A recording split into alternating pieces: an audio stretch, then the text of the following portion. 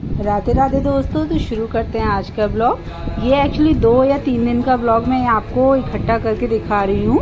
Actually ये Monday था और मंडे में हम लोगों ने रुद्र अभिषेक कराया था, तो हस्बैंड ने भी छुट्टी ली हुई थी। तो हम लोग मंदिर में दोपहर के टाइम गए, क्योंकि मंदिर में सभी लोग पूजा करने आते हैं। तो हम लोगों ने दोपहर का टाइम चूज़ किया ताकि किसी को भी कोई दिक्कत परेशानी ना हो और हम लोग भी अपनी पूजा प्रॉपर तरीके से कर सकें, क्योंकि कोई भी बीच में आके कुछ भी छड़ा देता है या कुछ भी होता है तो वो खंडित भी हो जाता है। तो इसलिए हम लोगों ने दोपहर का टाइम चूज़ किया था, क्योंकि हमने पहले सोमवार पर भी कराया था, लेकिन वो मॉर्निंग में कराया था। तो उसकी वजह से लास्ट टाइम एक बाबा जी ने आके भी जल चढ़ा दिया था। तो कहते हैं कि कोई भी आके कराता है तो वो खंडित हो जाता है। तो इस बार हम लोगों ने दोपहर का टाइम चूज़ किया और हमारी जो पूजा थी वो बहुत ही विधि विधान के हिसाब से ख़त्म हो रही थी और पंडित जी ने बहुत ही अच्छे से पूजा कराई और हमारा पूजा में बहुत ही अच्छे से मन भी लगा। और उसके बाद पूजा होते होते ही सडनली कि वहाँ पे कीर्तन भी स्टार्ट हो गया। मैं इस बार अपने कान्हा को भी लेके गई थी मंदिर में, दोनों को, कान्हा और श्याम को भी।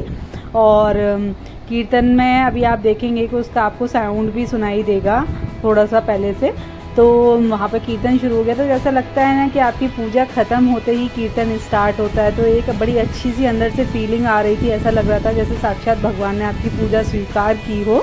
और कान्हा का कीर्तन स्टार्ट हो गया था और बीच में कोई भी ऐसा बंदा नहीं आया जिसने हम शिवलिंग पर कुछ भी अर्पित किया हो या कुछ भी किया हो, जिसकी वजह से हमें ऐसा मन में वहम आए कि हमारी पूजा जो है वो बीच में ऐसी रह गई।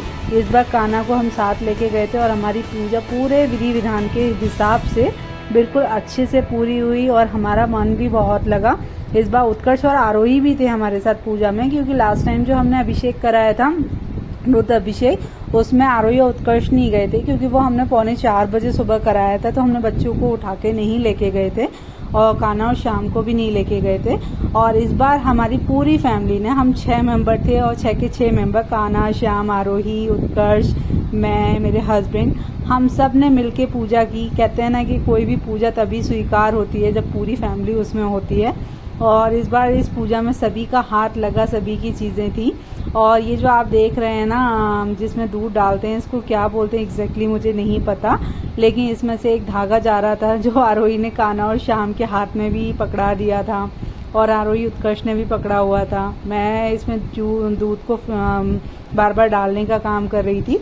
तो ओवरऑल हमारी फैमिली में जितने भी लोग थे सभी ने इस पूजा में अपना हाथ लगाया और बहुत अच्छे से हमारी जो पूजा थी वो कंप्लीट हुई। आप देख सकते हैं कान्हा और श्याम भी बैठे हुए थे वाइट कलर की ड्रेस पहन के। अभी ये हमारी जो पूजा थी, रुद्र अभिषेक जो था वो फिनिश हो गया था।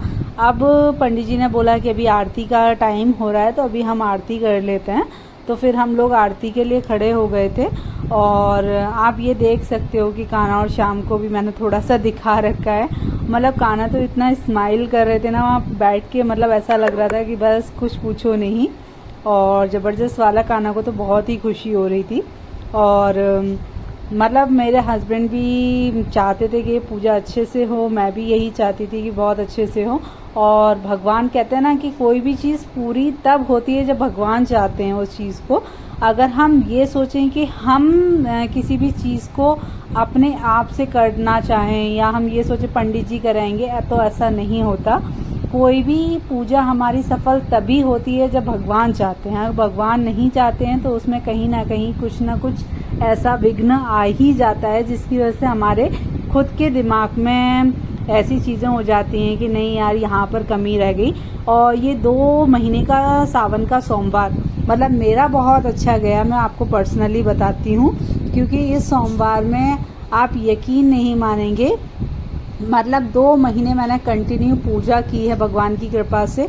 और जहाँ जहाँ जो जो एकादशी पे करना था, जहाँ जहाँ जो भी कुछ करना था वो मैंने पूरी उसके साथ किया है। और साक्षात कहते हैं ना शंभू महाराज की इतनी कृपा रही है मेरे ऊपर 2 महीने तक कि मैं औगरनाथ में भी उनके दर्शन के लिए 2 महीने में हार्डली कभी 7 या 8 दिन ऐसे गए हैं, 10 दिन जो मैं नहीं गई, वरना कंटिन्यूशन में मैंने उनके ऊपर जल भी अर्पित किया है। और शंभू महाराज ने मुझे अपनी सेवा का मौका दिया तो मैं उनके पास कंटिन्यू उनके दर्शन के लिए जा पाई। कहते हैं ना कि हमारे हाथ में कुछ नहीं होता, भगवान चाहते हैं तो सब भगवान ही कराते हैं। और ये सब हमारे कर्मों का ही फल होता है और उसी से पता चलता है कि हमारी जो पूजा है वो सफल हुई है या नहीं हुई है।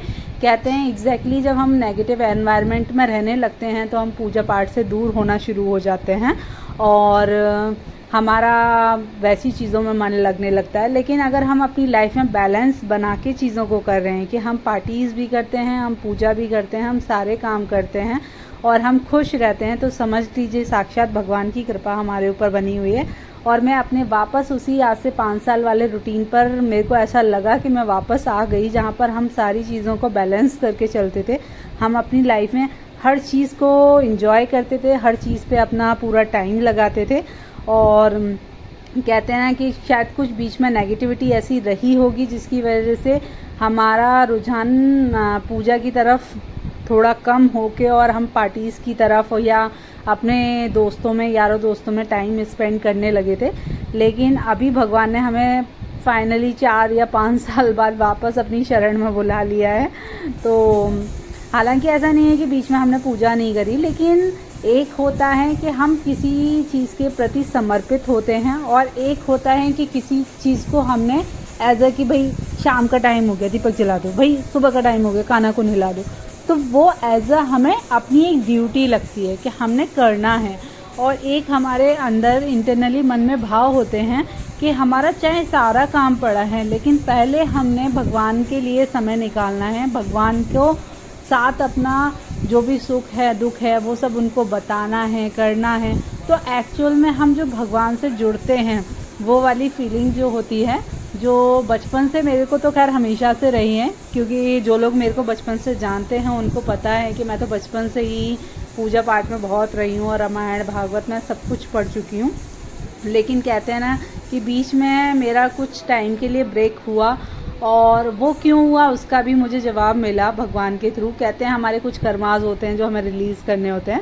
और फिर ये इवनिंग में हमारे पड़ोस में ही मेरी ये भतीजी लगती है, इसका बर्थडे था, तो हम गए वहाँ पर पार्टी में और ये सारे लोग थे। और फिर ये है कल ट्यूसडे फिर मेरे को एक किटी में जाना था, तो मैं फाइनली यहाँ पर गई क्लब में और यहाँ पर बच्चों को एक बहुत ही अच्छी मूवी दिखाई गई थी।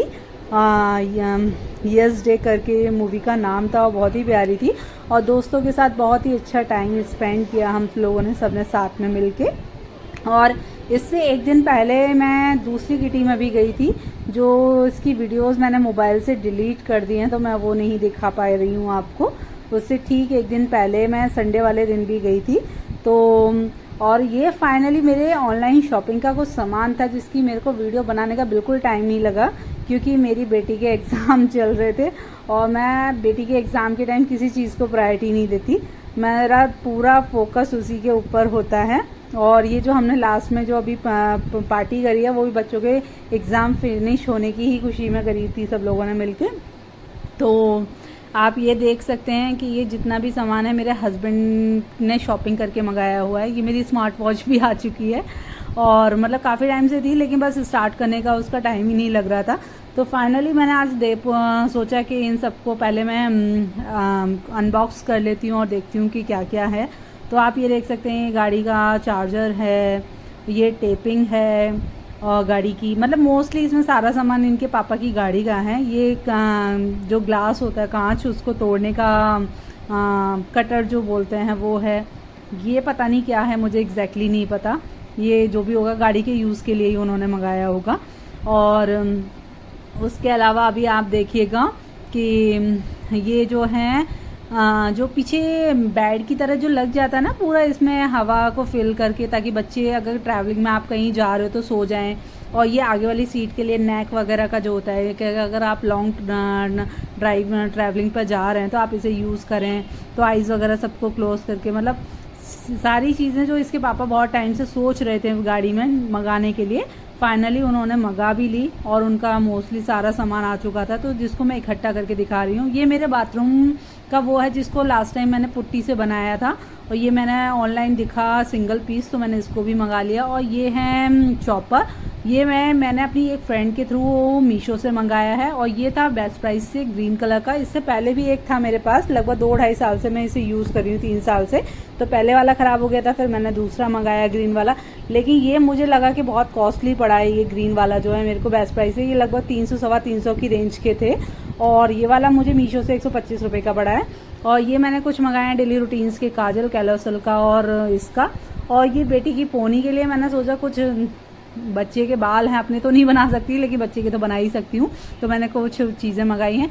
और ये जहाँ मैं कल गई थी वहीं पर बच्चों को चाक मिट्टी, जिससे भगवान की मूर्तियाँ बनती है, जो बहुत प्योर मानी जाती है, उसकी बच्चों को राखियाँ बनाना सिखाया गया। तो ये मेरी आरोही की राखी है। तो नेक्स्ट ब्लॉग में फिर मिलते हैं। हैप्पी रक्षाबंधन।